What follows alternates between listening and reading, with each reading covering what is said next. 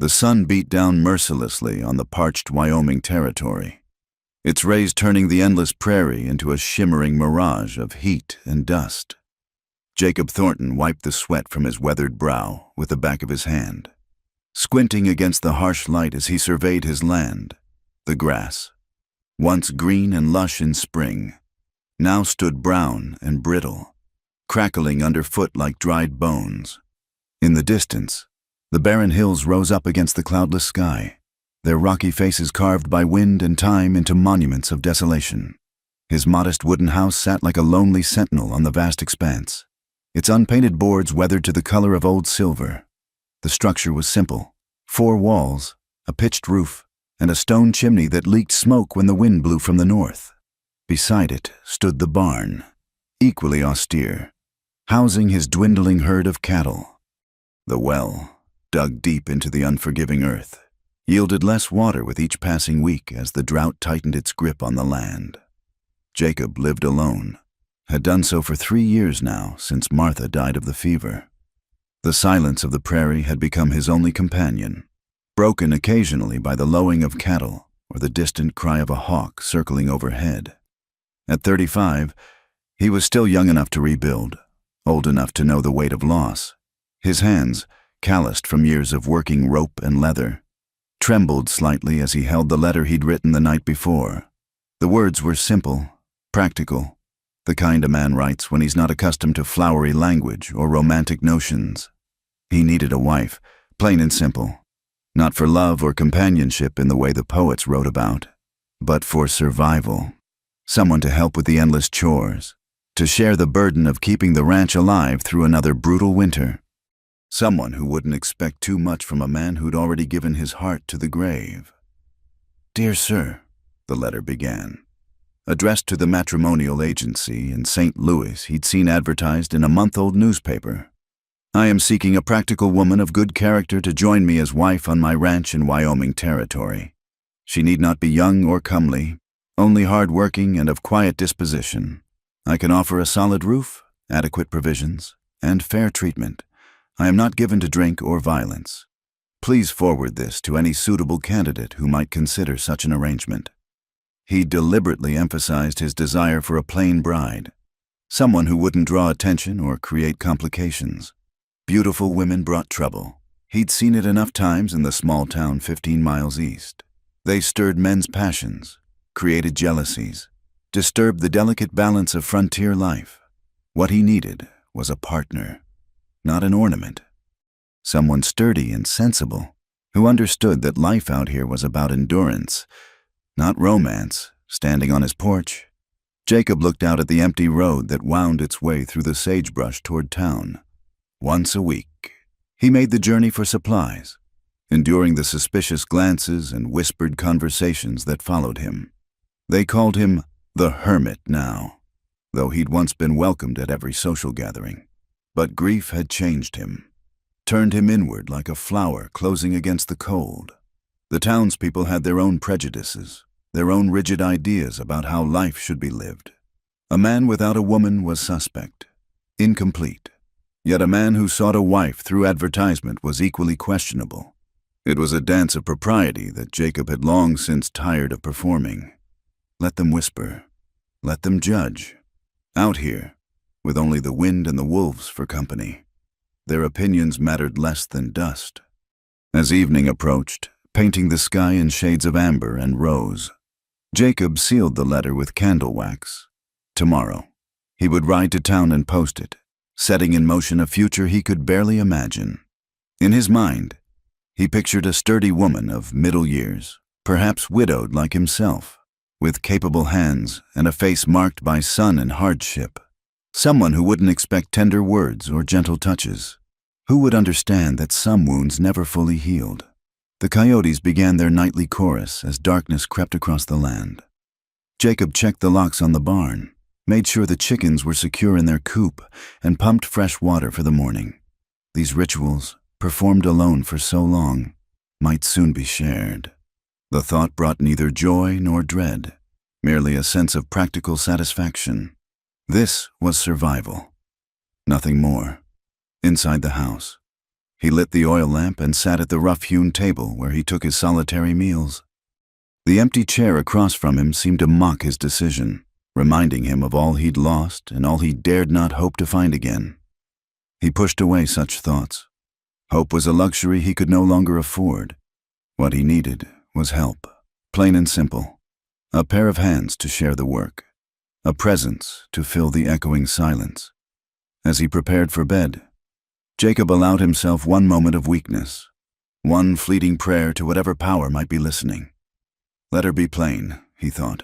Let her be ordinary and unremarkable. Let her bring no beauty to tempt him, no grace to make him forget his vows to the dead. Let her be exactly what he'd asked for.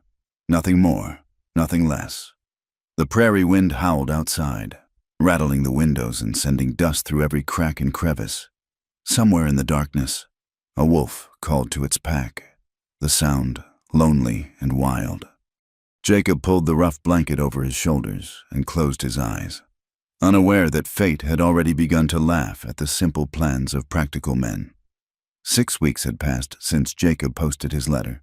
6 weeks of drought and dwindling hope. Then came the telegram, brief and businesslike. Bride arriving Tuesday noon stop, meet at station stop agency. Tuesday dawned clear and merciless, the sun already fierce by mid-morning. Jacob dressed in his best clothes, a clean white shirt, dark trousers, and the jacket he'd worn to Martha's funeral. His boots, polished to an unfamiliar shine, felt strange on his feet as he hitched the horses to the wagon. The 15-mile journey to town stretched before him like a lifetime. The settlement of Willow Creek barely deserved the name town, a collection of weather-beaten buildings clustered around a single dusty street. The general store, the saloon, the modest church with its crooked steeple, and the new railway station that connected this forgotten corner of Wyoming to the wider world. As Jacob's wagon rolled down Main Street, he could feel the eyes upon him, see the curtains twitch in windows, hear the sudden hush of conversations. "That's him," someone whispered. "Thornton, getting himself a mail-order bride?" "About time," another voice replied. "Man's been alone too long. Ain't natural." By the station platform, a small crowd had already gathered. News traveled fast in Willow Creek, and the arrival of a stranger, especially a woman, was entertainment enough to draw folks from their daily routines. Mrs. Henderson from the boarding house stood with her daughter, both dressed in their Sunday best. The Garrison brothers leaned against the station wall, passing a flask between them despite the early hour. Even Reverend Collins had found reason to be present, Bible clutched in his pale hands. Jacob tied his horses and took his place on the platform, aware of every glance, every whispered comment. The minutes crawled by like hours.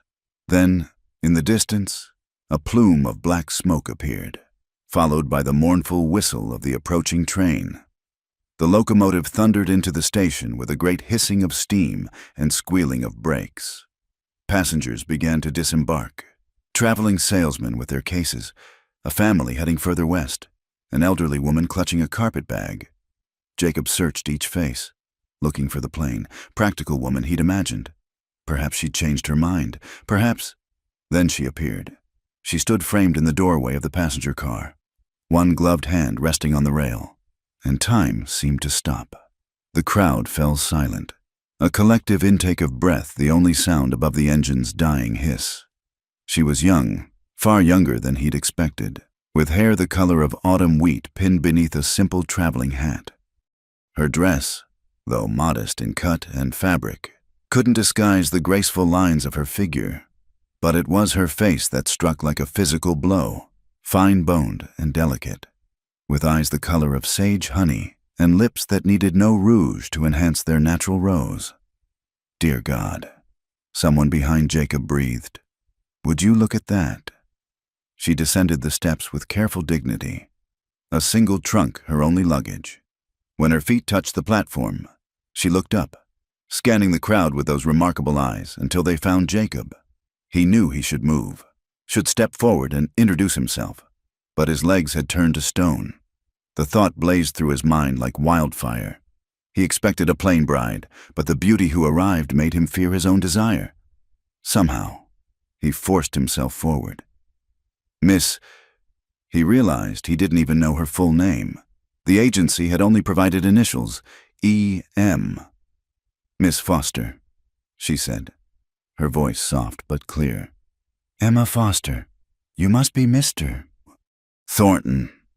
He managed a nod, acutely aware of the crowd pressing closer, of the whispers rising like buzzing flies. "She can't be serious." "Mrs." Henderson hissed to her daughter. "A woman like that, marrying Jacob Thornton. Must be running from something," one of the Garrison brothers suggested, loud enough for all to hear. "Or hiding something. No decent woman that looks like that needs to answer advertisements." Emma's chin lifted slightly, but she gave no other sign she'd heard. She kept her eyes on Jacob, waiting. "My wagon's this way," he managed, reaching for her trunk. Their hands brushed as they both grasped the handle, and he jerked back as if burned. The walk to the wagon felt like miles, with half the town following at a discreet distance. Questions hung in the air, unspoken but heavy as storm clouds. Why would a woman of such beauty choose this path? What secrets drove her to answer an advertisement for a plain bride to a lonely rancher? The speculation began before they'd even left the platform. "Mark my words. Mrs." Henderson announced to anyone within earshot. "That woman brings trouble. Beauty like that always does." As Jacob helped Emma onto the wagon seat, he caught a glimpse of something in her eyes, a weariness that seemed at odds with her youth, a guarded quality that spoke of walls built high and strong. She sat straight-backed beside him, hands folded in her lap, saying nothing as he guided the horses out of town. Behind them, Willow Creek buzzed with gossip. The pretty new bride of the hermit rancher would be the talk for weeks to come. Men would find excuses to ride out past the Thornton place. Wives would watch their husbands with narrowed eyes. The delicate balance of their small community had been disturbed, just as Jacob had feared. The road stretched before them, dusty and long. Emma had pulled her hat low against the sun, casting her features in shadow. She hadn't spoken since leaving the station, hadn't complained about the dust or the heat or the obvious hostility of the townspeople. This silence, which should have pleased him, instead made him unaccountably nervous. "It's not what you expected," he said finally, gesturing at the barren landscape. "I expected nothing," she replied, her voice carefully neutral. "Expectations are luxuries I can no longer afford." The words hung between them, weighted with unspoken meaning. Jacob glanced at her profile, saw the tight set of her jaw, the way her fingers gripped each other until the knuckles showed white through her gloves. Whatever had driven her to answer his advertisement, it wasn't the romantic notions of a silly girl. Something had carved away her innocence, left her as guarded as he was. They rode in silence after that, two strangers bound by necessity rather than affection, while the sun beat down and the prairie stretched endlessly before them. Neither spoke of the fears that gnawed at them, his terror of feeling again, hers of whatever shadow had driven her west. They simply endured, as people did in this hard land, putting 1 mile behind them and then another, while the town's whispers faded into the wind. But the damage was already done. Emma Foster's beauty had been seen, noted, judged, in a place where women were scarce and beauty scarcer still. She would be a catalyst for desires and resentments that had long lay dormant. Jacob had wanted a plain bride to avoid complications. Instead, he'd gotten Emma, and with her, all the trouble he'd tried so hard to avoid. The journey back to the ranch seemed endless, the wagon wheels catching in ruts and sending up clouds of red dust that settled on everything. Emma held a handkerchief to her face, but made no complaint as they jolted along the rough track. The vast sky pressed down upon them, a dome of relentless blue that offered no mercy from the afternoon sun. As they climbed a rise, Jacob gestured ahead. There it is. The ranch spread before them, the weathered house, the barn, the few outbuildings, all dwarfed by the immensity of the prairie. He watched her face from the corner of his eye, saw her take in the isolation, the austere simplicity of what would be her home. "It's very peaceful," she said quietly. "It's lonely," he corrected, wanting no false expectations between them. She turned to look at him then, those honey-colored eyes steady. Sometimes lonely is what a person needs. The words struck deeper than she could have intended. He clicked his tongue at the horses, urging them down the slope toward home. When they pulled up before the house, Emma climbed down before he could offer assistance. She stood for a moment, one hand shading her eyes as she surveyed her new domain. The chickens scratched in their pen, raising small dust clouds. The garden plot beside the house lay barren, victim to the drought and neglect. A loose board on the porch creaked in the wind. "I'll get your trunk," Jacob said, lifting it from the wagon bed. "I'll show you inside." The house felt smaller with her in it.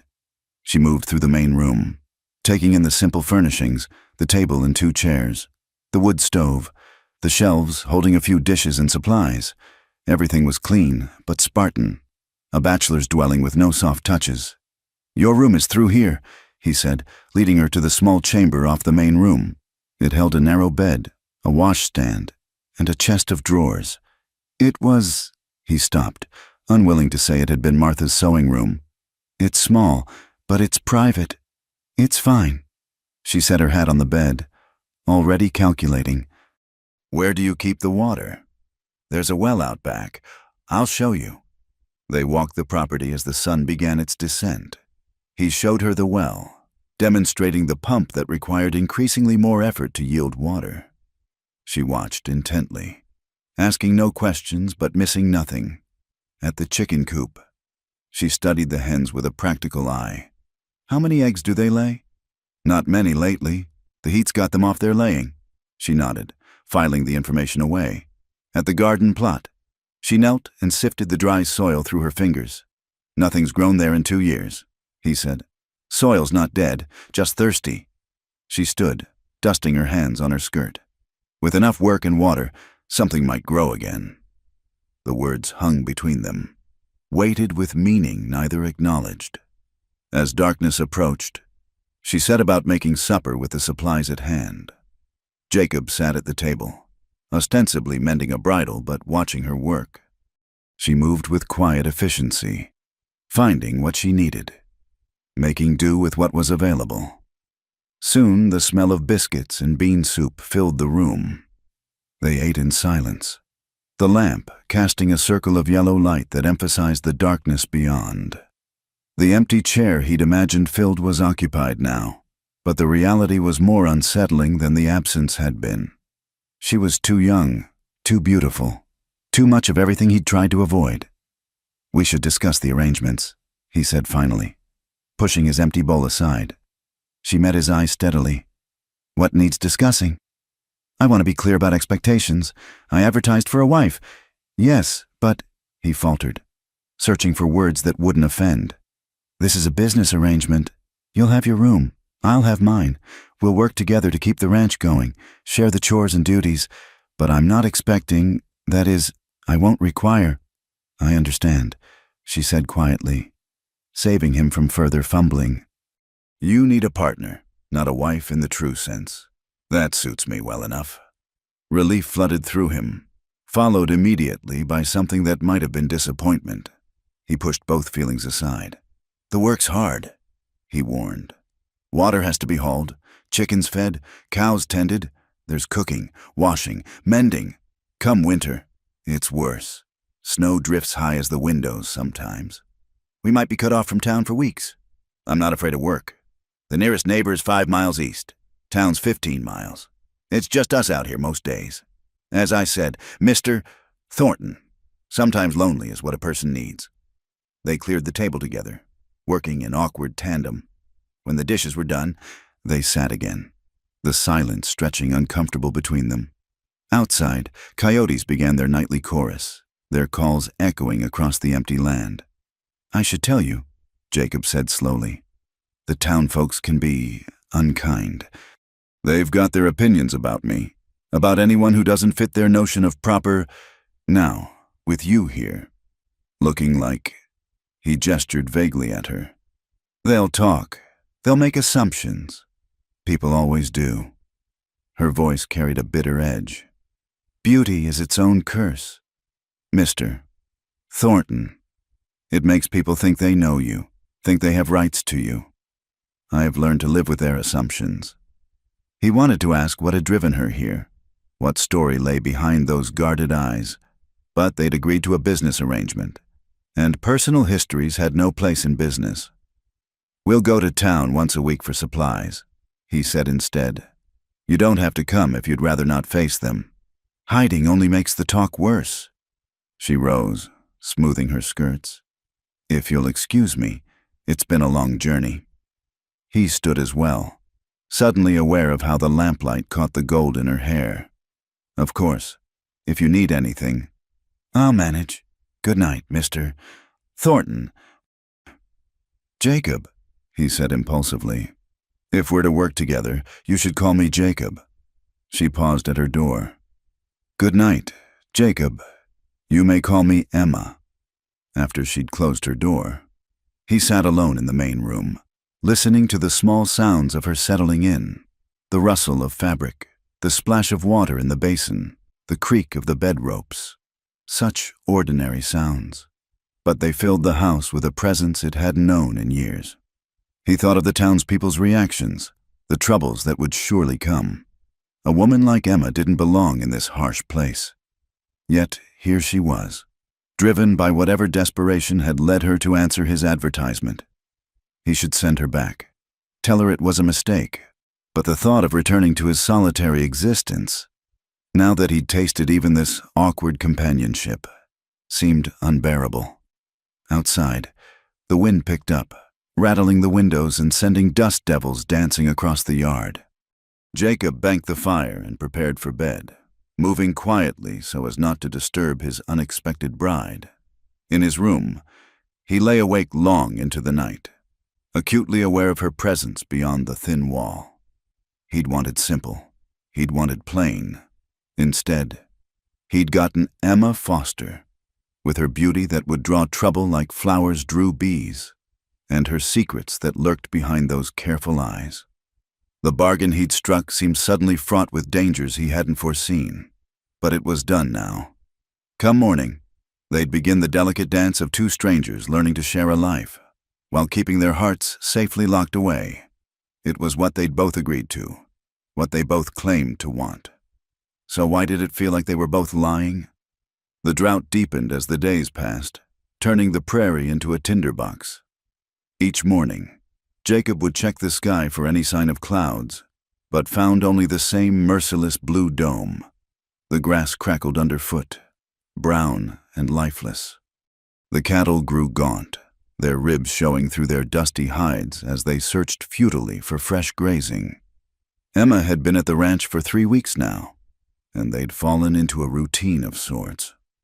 She rose before dawn to start the fire and prepare breakfast while he tended the animals. They worked separately through the morning, him checking fences and moving the cattle to whatever sparse grazing remained, her battling the endless dust that crept through every crack, tending the struggling chickens, and hauling water from the increasingly reluctant well. It was during the 3rd week that the wolves began to circle closer. Jacob first noticed their tracks near the outer pasture, larger than any coyotes. That evening, as the sun painted the horizon crimson, he saw them, 3 gray shadows moving along the ridge, watching the weakened cattle with patient hunger. "We'll need to keep watch tonight," he told Emma over supper. "Wolves are getting bold." She looked up from her plate, those honey eyes steady.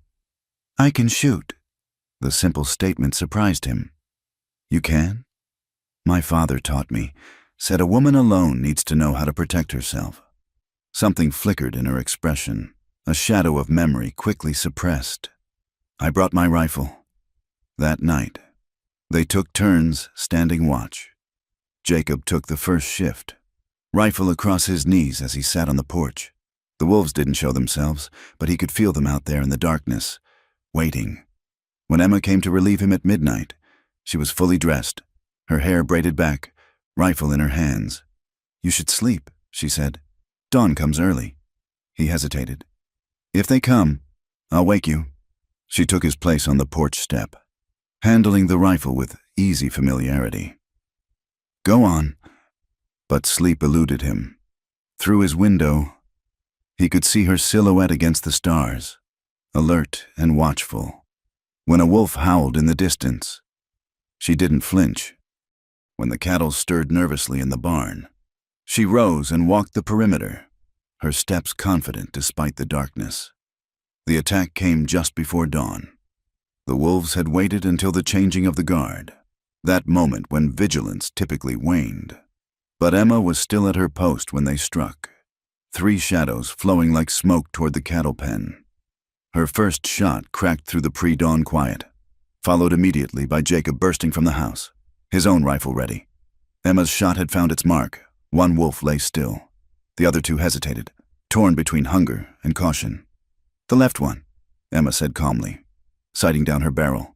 They fired simultaneously. The wolf yelped and fled, wounded but not dead. The third melted back into the darkness, unwilling to face 2 armed defenders.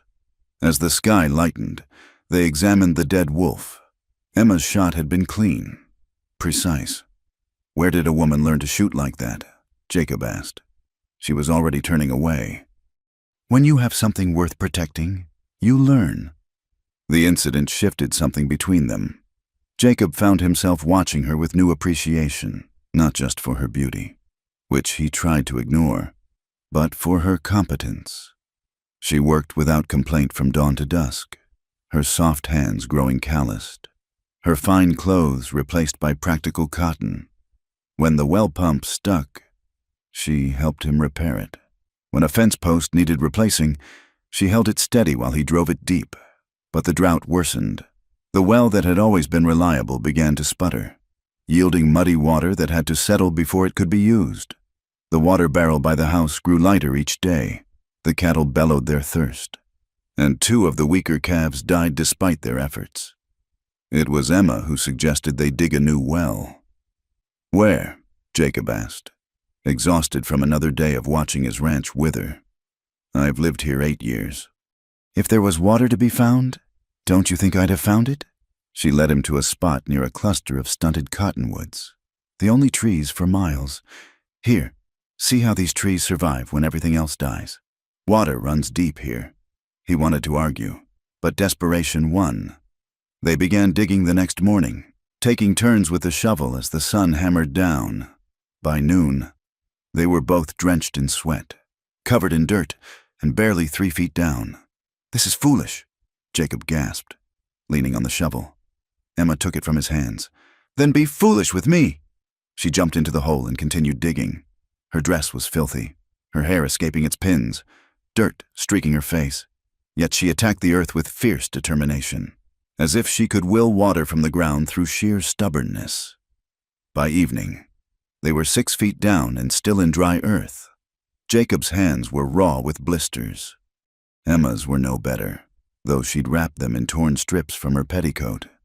"Enough," he said. "We'll kill ourselves for nothing. 1 more foot," she insisted. "Just 1 more."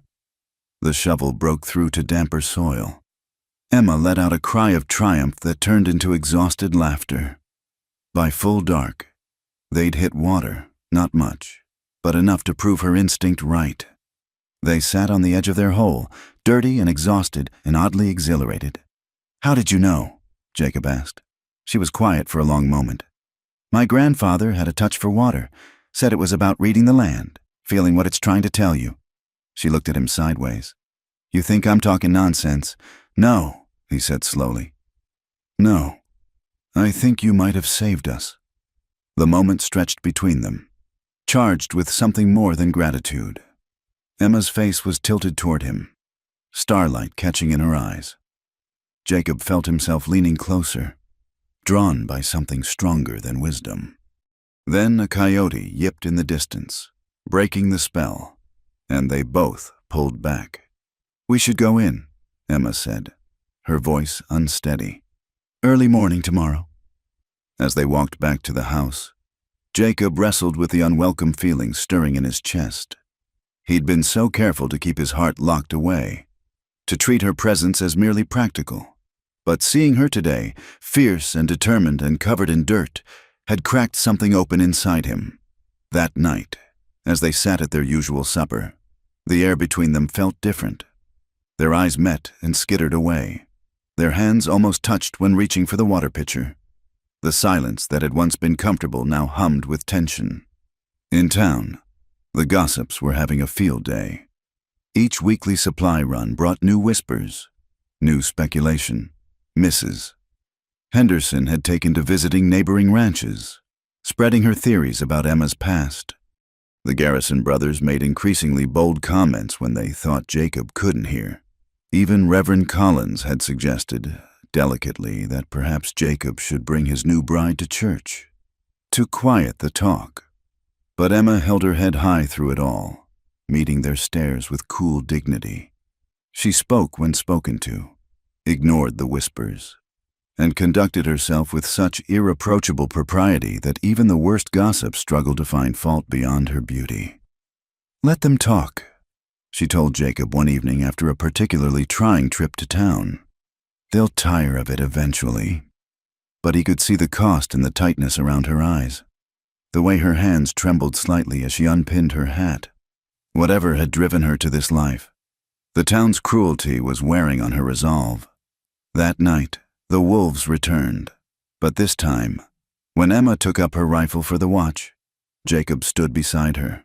"No need for you to lose sleep, too," she said. "Partners share the burden," he replied, echoing her own words from weeks before. They stood side by side in the darkness, weapons ready, protecting what little they had left. And though neither would admit it aloud, they were protecting something else too, this fragile connection building between them, as delicate and precious as water in a drought-stricken land. The storm came without warning on a September night, rolling in from the mountains like God's own fury. Lightning split the sky while thunder shook the house to its foundations. Rain, the first in months, hammered the roof with such violence that conversation became impossible. Jacob had been mending harnesses when the first drops fell. Emma was darning one of his shirts, her needle moving in precise, careful stitches. They both looked up at the sound, hardly daring to believe it. "Rain," Emma breathed, setting aside her work. They rushed to the porch together, watching as the parched earth drank deeply. The smell of wet soil filled the air, rich and promising. Emma stepped out into the downpour, spreading her arms wide, her face turned skyward. The rain plastered her dress to her body, turned her carefully pinned hair into streaming ribbons. "Come inside," Jacob called. "You'll catch your death."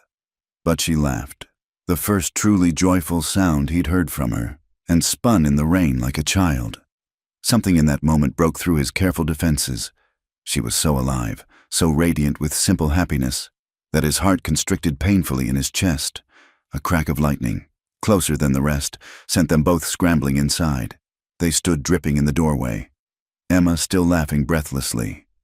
Her eyes met his, bright with rain and exhilaration, and the air between them crackled with more than storm energy.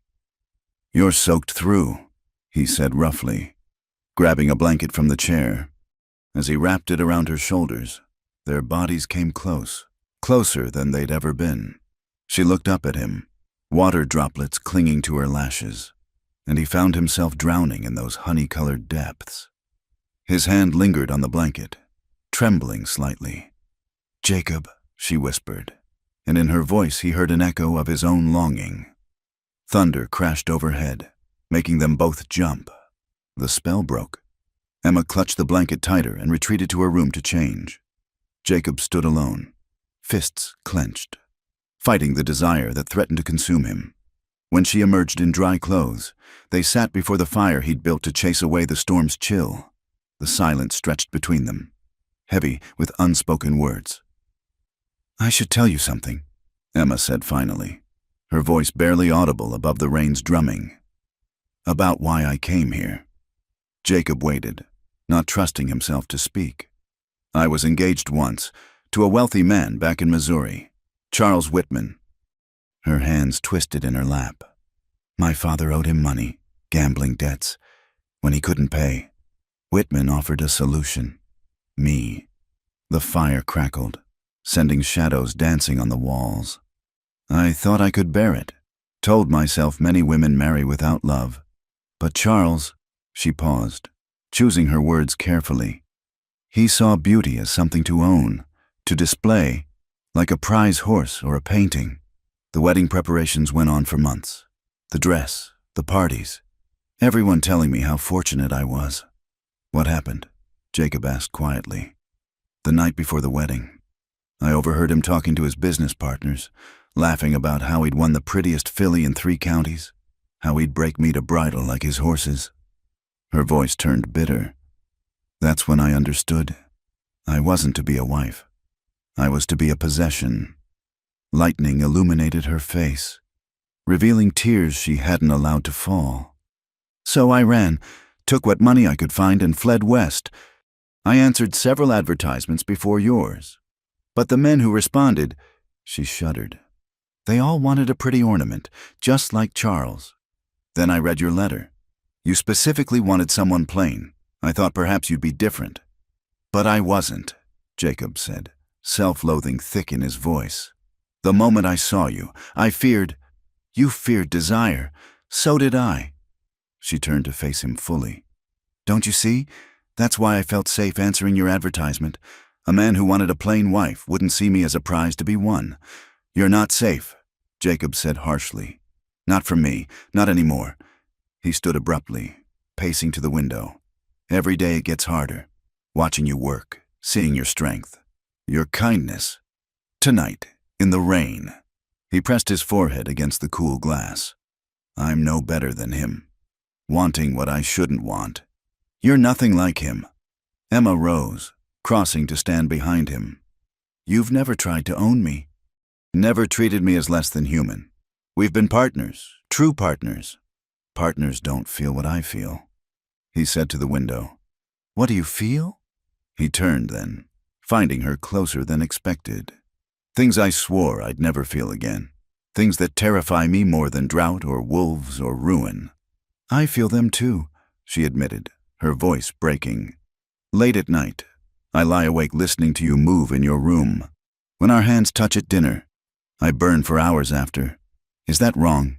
Are we betraying our agreement? Yes, he said, even as he reached up to cup her face. This wasn't supposed to happen. Nothing in life happens as it's supposed to. She leaned into his touch. I came here running from one prison, thinking I'd found safety in loneliness. Instead, I found... He kissed her then, unable to resist any longer. She melted against him, all her careful walls crumbling. The storm outside seemed to echo the tempest in their hearts, wild, dangerous, necessary as rain to parched earth. When they broke apart, both breathing hard, reality crashed back. This changes everything, Jacob said. Or nothing, Emma countered. We can pretend this didn't happen. Go back to our arrangement. But they both knew that was impossible. The dam had broken. There would be no rebuilding it. Over the following days, they tried to return to their routine, but everything had shifted. Every glance held weight. Every accidental touch burned. They circled each other like wary animals, desire and fear warring in equal measure. The town noticed the change. On their next supply run, misses. Henderson's sharp eyes missed nothing. Well, she announced to her circle of gossips, seems the hermit's been tamed by his pretty bride. Look at how he watches her. The comments grew bolder, more suggestive. Men tipped their hats to Emma with knowing smirks. Women whispered behind their hands about what went on at the Thornton ranch after dark. Let me guess, Tom Garrison called out as they loaded supplies. The ice finally melted. Eh, Thornton? About time. Waste of a woman like that, keeping her at arm's length. Jacob's fists clenched, but Emma's hand on his arm stopped him. Pay them no mind, she murmured. They see only what they expect to see. But the damage was deeper than gossip. That night, as they sat at dinner, the question hung between them. What were they to each other now? The business arrangement lay in ruins, but neither knew how to navigate what remained. I won't be like him, Jacob said suddenly. I won't trap you with my feelings. Emma set down her fork. And if I want to be trapped? You don't know what you're saying. This place, this life, it's already a prison. Add love to it, and the bars only get stronger. Or maybe love is what makes the prison bearable, she said softly. Maybe it's what transforms duty into choice. He shook his head. I've lost one woman to this land. I won't risk another. I'm not Martha, Emma said, a flash of anger in her eyes. And I'm not made of spun glass. I've survived worse than drought and gossip. Have you survived watching someone you love waste away? Have you held them as fever burned their life to ash? His voice broke. Because I have, and I won't do it again. The storm had passed, but its aftermath remained, the air between them charged with possibility and pain. They were no longer the strangers who'd made a practical bargain, but what they were becoming, neither could yet say. That night, Emma sat at her window, watching clouds gather on the horizon. Change was coming. She could feel it in the air, in the restless wind that whispered of autumn's approach. Behind her door, she heard Jacob pacing, wrestling with demons she was only beginning to understand. They had opened a door that couldn't be closed. The only question now was whether they'd walk through it together, or let fear keep them forever on the threshold. The stranger arrived on a Thursday morning, riding a black thoroughbred that gleamed with expensive care. Jacob was repairing the chicken coop when he heard the approaching hoofbeats, not the plodding gait of a ranch horse, but the measured stride of quality horseflesh. He straightened, hammer in hand. As the rider came into view, the man was everything Jacob wasn't. Tall, broad-shouldered, wearing a suit that cost more than most ranchers saw in a year. His face was handsome in a hard way, with pale eyes that swept the property with proprietary interest before settling on Jacob. You'd be Thornton, the man said. It wasn't a question. I am, and you're on my land. The stranger smiled, though it didn't reach his eyes. Charles Whitman, I believe you have something that belongs to me. Jacob's grip tightened on the hammer. Nothing here belongs to you. We'll see about that. Whitman dismounted with practiced ease, tying his horse to the fence post like he owned the place. Where is she? If you're looking for someone. Tri-Town. This is private property. Come now. Thornton, we both know Emma's here. The whole territory knows about the beautiful bride who answered your advertisement. Whitman pulled out a cigar, taking his time lighting it. Caused quite a stir, I'm told, a woman like that choosing a man like you. The kitchen door opened. Emma emerged, carrying the water bucket. She froze at the sight of Whitman, the color draining from her face. The bucket slipped from her hands, water splashing across the dusty ground. Hello, Emma, Whitman said pleasantly. You've led me quite a chase. You have no right to be here, she said, but her voice trembled. On the contrary, I have every right. We have an agreement. You and I, a contract signed by your father, legally binding. He pulled a folded paper from his coat. You're my property, bought and paid for. I'm no one's property, Emma said, lifting her chin despite her obvious fear. The law says otherwise. Whitman's smile widened. Your father's debts, remember? $20,000. I paid them in exchange for you. That makes you mine. Jacob stepped forward, placing himself between them. The lady is my wife now. Any claim you had is void. Whitman laughed. Wife? I think not. I've made inquiries. No marriage certificate filed in this county. No church ceremony. Just two people living in sin, as far as the law is concerned. Get off my land, Jacob said quietly. Or what? You'll shoot me? Beat me with that hammer? Whitman blew smoke lazily. I don't think so. You're not that kind of man. Thornton. Too civilized. Too weak. His eyes slid past Jacob to Emma. That's why she felt safe here, isn't it? Hiding behind a man who doesn't have the spine to fight for her. Jacob's fist connected with Whitman's jaw before anyone could react. The bigger man stumbled back, more surprised than hurt. He touched his lip, saw blood, and his expression darkened. That was a mistake, he said softly. The mistake was coming here. Jacob's stance had shifted. No longer the quiet rancher, but something harder, more dangerous. Leave, now. Whitman straightened his coat. "I'll be back, with the sheriff, the judge, whoever it takes. That woman is mine by law, and I'll have her." He mounted his horse, looking down at them with cold satisfaction. "Enjoy your time together. It won't last long." After he'd ridden away, Emma sank to her knees in the spilled water. Jacob knelt beside her, but she flinched when he tried to touch her. $20,000, she whispered. "I didn't know it was so much. I didn't know he'd—" She looked up at Jacob with desperate eyes. "I'll leave. Tonight.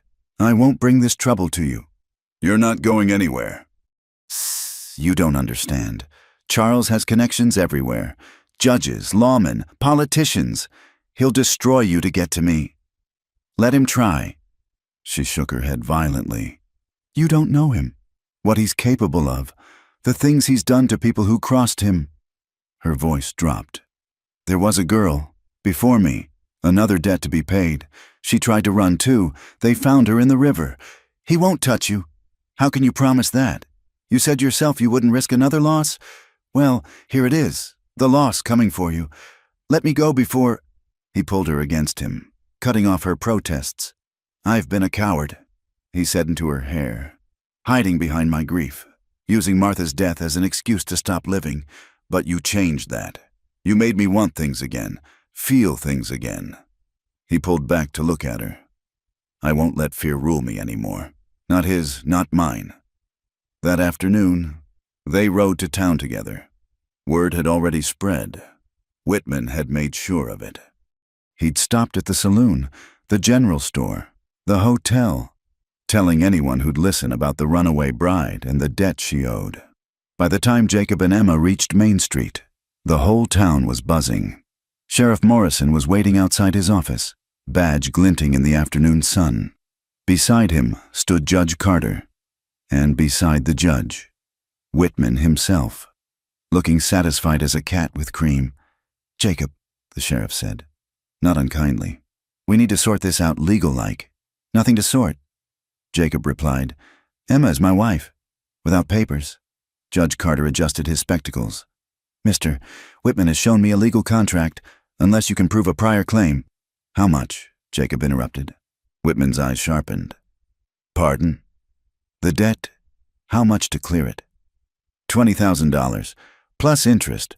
Call it $25,000 even." The crowd that had gathered gasped. It was more money than most would see in a lifetime. "I don't have that kind of money," Jacob said. "But I have land, cattle, everything I own against the debt." Emma grabbed his arm. "No, Jacob, no, the ranch is everything to you." "No," he said, looking at her. "You are—" Whitman considered. "The ranch is worth maybe $10,000, if we're generous. Not nearly enough. Then we settle this another way." Jacob's hand moved to his gun. "You and me, winner takes all." The crowd pulled back. Sheriff Morrison stepped forward. "Now hold on. It's legal," Judge Carter said slowly. "Mutual combat to settle a dispute, as long as both parties agree." Whitman smiled. "You're not a gunfighter. Thornton, you're a rancher who's held a weapon maybe twice in anger. I've killed 7 men in fair fights. You'd be number 8. Then you have nothing to worry about." "Jacob, please," Emma whispered. This is what he wants. Another death on his hands. But Jacob's mind was made up. "Tomorrow, noon, middle of Main Street. I'll be there." Whitman agreed. "And when you're dead, Emma comes with me. No more running, no more hiding." That night, Emma paced the ranch house like a caged animal. "There has to be another way. We could leave tonight, head for California, and spend our lives looking over our shoulders." Jacob was calm, cleaning his revolver with methodical care. "No, this ends tomorrow, one way or another. You'll die for nothing, for pride, not for pride." He set the gun aside, took her hands. "For the right to love you without fear, for the chance to build a life without his shadow over us, that's worth any risk." She kissed him then, desperately, as if trying to memorize the taste of him. When they broke apart, tears streaked her cheeks. "I love you," she said. "I should have said it before.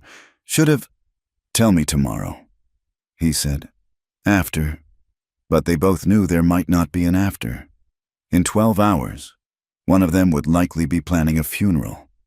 The night stretched ahead, precious and terrible. While the clock on the mantel counted down to noon, the morning of the duel dawned clear and still, as if nature itself held its breath. Jacob rose before first light, moving quietly so as not to wake Emma, though he doubted she'd slept any more than he had. Through the window, he could see stars fading into a lightening sky. In a few hours, those same stars might be looking down on his corpse. He dressed carefully. Clean shirt, best trousers, the leather vest Martha had made him years ago. His hands were steady as he strapped on his gun belt, though his heart hammered against his ribs. In the mirror, he saw a man he barely recognized. Harder, more determined than the lonely rancher who'd written to a matrimonial agency just months before. Emma stood in the doorway, still in her nightdress, hair loose around her shoulders. "I won't watch you die," she said flatly. "Then watch me live." He crossed to her, framing her face with his hands. "Have faith in me, Emma, in us. Faith won't stop a bullet. No, but fear won't either." He kissed her forehead. "Whatever happens, know that these weeks with you have been worth everything." They rode to town in silence, Emma rigid beside him on the wagon seat. As they neared Main Street, they could see the crowd already gathering. Word had spread through the territory, a duel over a woman, like something from the old days. People had come from miles around to witness it. Whitman was already there, standing outside the saloon with a group of well-dressed men who looked like hired guns. He'd changed into black from head to toe, playing the part of death itself. When he saw Jacob, he smiled and pulled out his pocket watch. 20 minutes to noon. Thornton. Still time to reconsider. Sign over the ranch. Let Emma honor her obligations and walk away breathing. No. Sheriff Morrison approached, looking deeply unhappy. "I've got to ask once more. As a matter of law, is there no other way to settle this?" "Ask him," Jacob said, nodding toward Whitman. "The terms are set," Whitman said.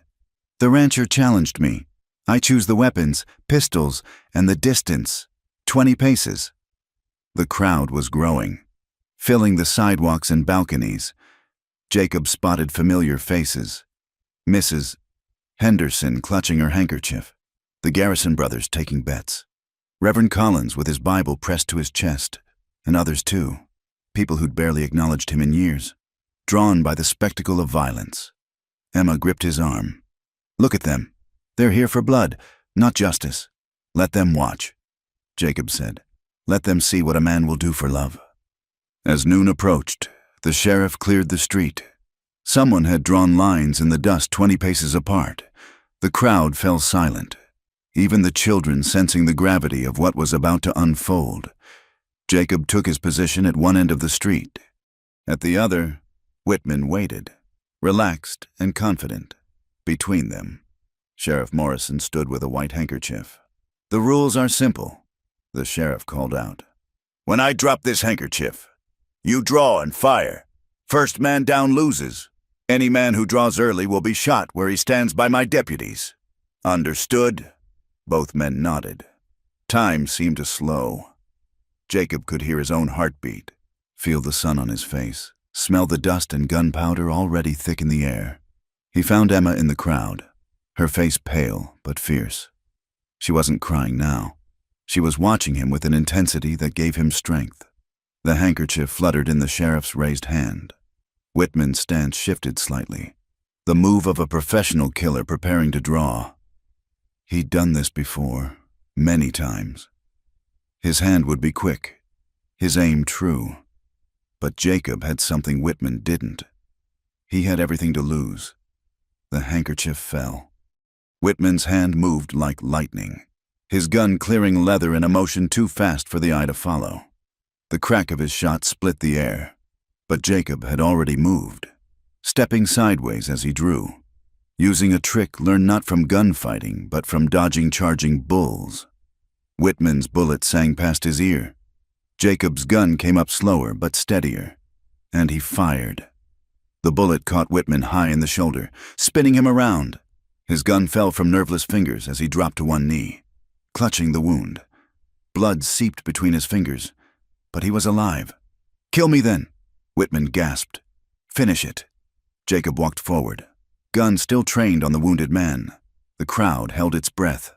By the code of the duel, he had the right to fire again. "No," Jacob said, holstering his weapon. "You'll live, but you'll leave. Today. And if you ever come near Emma again, if you so much as send a letter, I won't miss your heart next time. The debt dies with your claim to her." Jacob pulled out a paper, a marriage certificate, dated that morning. "We were married at dawn, by Reverend Collins, legal and binding. Any claim you had is void." Whitman's face contorted with rage and pain. "You think this ends it? I have friends, influence, and a bullet wound that'll remind you what happens when you try to own what can't be owned." Jacob turned his back on the fallen man, walking toward Emma. She ran to him, throwing herself into his arms with a sob. Around them, the crowd erupted, some cheering, others grumbling about the unsatisfying end to the spectacle. But Jacob heard none of it. His world had shrunk to the woman in his arms, alive and free, and his— "You knew," she whispered, "about his draw, his stance. You knew he'd aim for your heart." Martha's father was a gunfighter before he found God. Jacob admitted. "Taught me a few things about reading a man's intentions. Whitman's killed 7 men the same way. Quick draw. Heart shot. He's predictable. You could have died. But I didn't." He pulled back to look at her. This woman who'd brought him back to life. "And now we have a future to build." The doctor was tending to Whitman, who was already demanding a horse, eager to leave town before his humiliation grew worse. His fancy friends had melted away, unwilling to associate with a loser. By evening, he'd be gone, heading back east with his tail between his legs. As Jacob and Emma walked back to their wagon, the townspeople parted before them. Some nodded respectfully. Others looked at Emma with new eyes, not as a scandal or a beauty to be possessed, but as a woman who'd inspired a man to risk everything. "Mrs." Henderson approached. Her usual disapproving expression softened. "That was a brave thing you did, Mr. Thornton." "Not brave," Jacob said, helping Emma onto the wagon seat. "Necessary." As they rode home, Emma leaned against his shoulder. "What you said back there, about everything to lose, was true." He took her hand, feeling the wedding band they'd placed there that morning. "I spent 3 years thinking I had nothing left to lose. Then you arrived and showed me I was wrong. I had my fear to lose, my loneliness, my walls." He squeezed her hand. "Losing those things to gain you was the best trade I ever made." The sun was setting by the time they reached the ranch, painting the sky in shades of rose and gold. The house that had once seemed so empty now felt like home. They'd won more than a duel today. They'd won the right to love without fear, to build a life without shadows.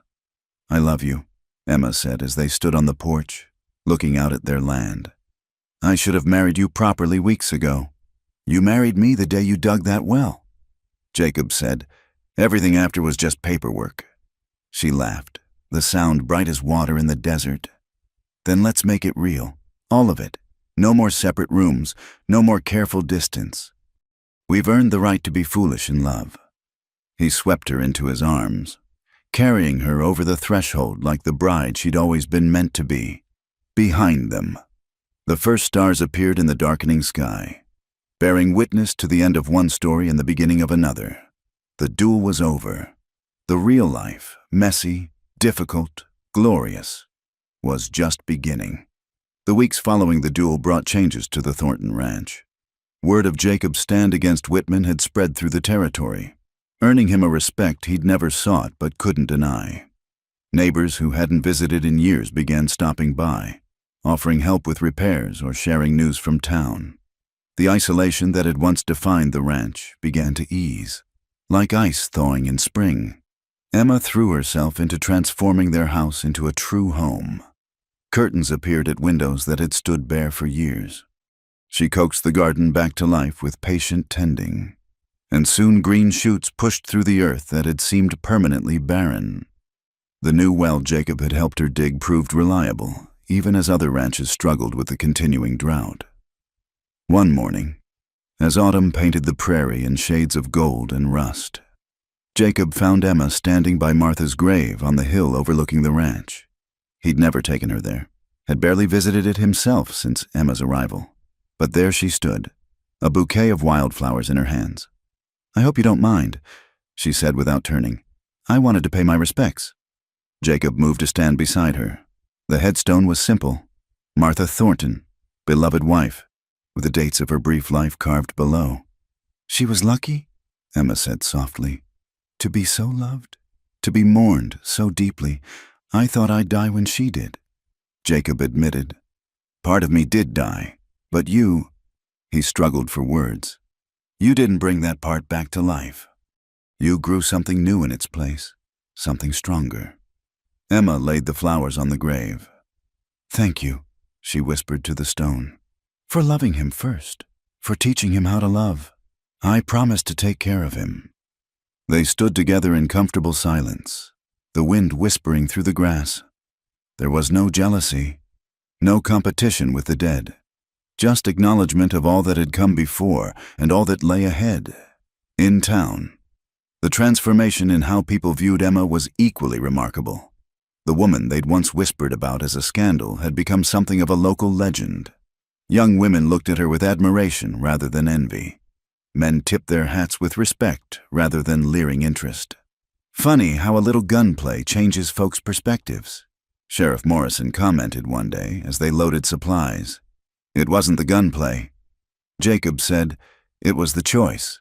People saw Emma had chosen this life, chosen me, made all the difference." The sheriff nodded. "Heard from the county seat that Whitman headed back east, sold off his interests here.